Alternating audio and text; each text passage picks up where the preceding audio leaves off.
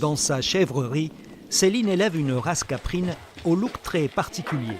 Avec leur toison blanche à poils longs et leur faux air de petits lamas à cornes, ces chèvres angora sont choyées depuis leur naissance et gardées à la ferme toute leur vie.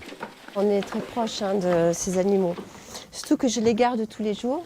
Son petit cheptel compte 38 chèvres, mâles et femelles, que l'éleveuse sait reconnaître au premier regard.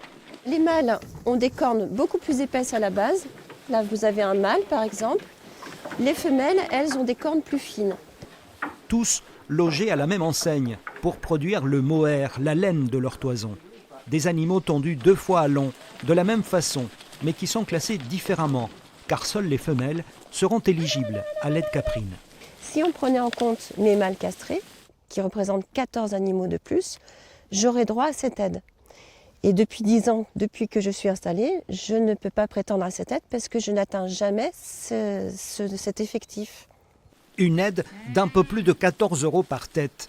Un petit manque à gagner de 600 € par an pour l'éleveuse qui confectionne et vend sur place ses vêtements en mohair.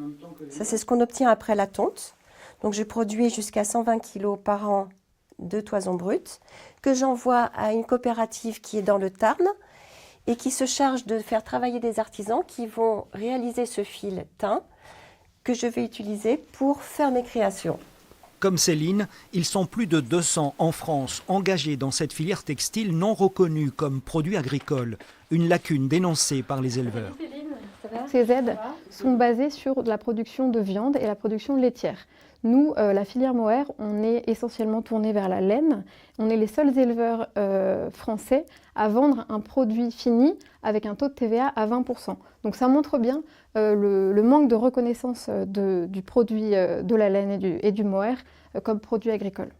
Des éleveurs qui soulignent l'importance de développer les fibres naturelles comme le mohair, un facteur de développement économique local, durable et de qualité.